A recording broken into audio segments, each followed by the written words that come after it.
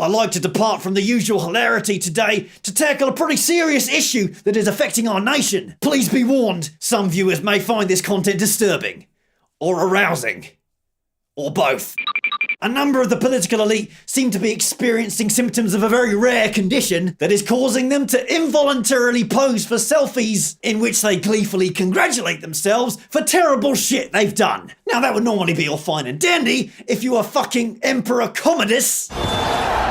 But the bigger problem arising is that these unfortunates don't actually seem to be aware of the correlation between them causing shit and posing in front of shit they've caused. Almost as if they were complete boneheaded morons. But I implore you, please, don't blame them. They are actually suffering from a condition only recently diagnosed as severe hypocrititis. Now, severe hypocrititis has been solely identified in UK Conservative members of Parliament. Most recently, Ross Thompson, John Lamont, Christine Hare and Luke Graham, who have all posed for photographs in the last week to promote a local food bank. Because these disease-ravaged simpletons are members of a political party that has cut benefits for working class families and has introduced benefit sanctions as part of universal credit, directly leading to the need for food banks. Another side effect of the condition is the appearance of an enormous shit-eating grin. Look at that fucking thing! You can fit 1,000 shredded Windrush landing cards in there. Unfortunately though, the condition is not only restricted to these sorry sons of bitches, it has now been revealed that a proportion of higher ranking MPs have been afflicted with severe hypocrititis going all the way back to 2016, when they would promise one thing, we can take back control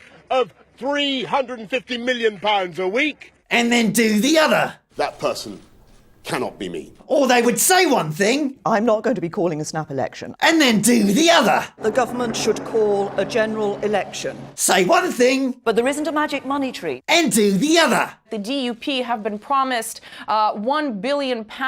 Say one thing, It's a cap on energy prices. do the other. Increasing its electricity prices. Say one thing, We offer our full support to the authorities, the emergency and the security services. do the other. 323.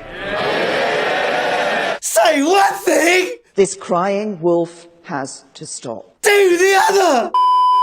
However, fortunately, there is a light at the end of the tunnel for sufferers of severe hypocrititis. You see, victims diagnosed with this disease are not actually physically, mentally, or morally disadvantaged themselves in any way. Thankfully, only the poor and disabled, hard-working families who have their benefits cut, public services reduced, and are forced to rely on things like food banks to survive, are affected, having their lives totally destroyed, now resulting in record numbers of homelessness across the UK. Thank God for that! At least we can all rest safe in the knowledge that Tories affected with severe hypocrititis will face no consequences for their actions. Ever!